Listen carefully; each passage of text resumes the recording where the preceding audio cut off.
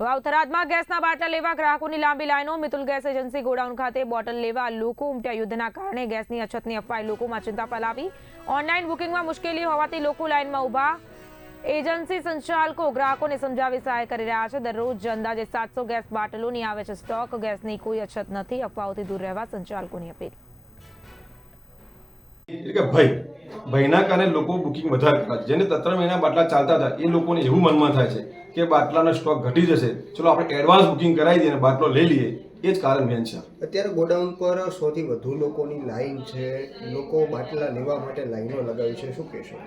Godown પર લાઈનો થવાની કારણ એક જ છે કે અત્યારે બુકિંગ કરાયા પછી એનો કોડ આપવાનો હોય છે અને કોડ એને અમારે જોવાનો હોય છે. એ જોઈને પછી બાટલો આપણે એના લીધે થોડી લાઈનો થઈ છે.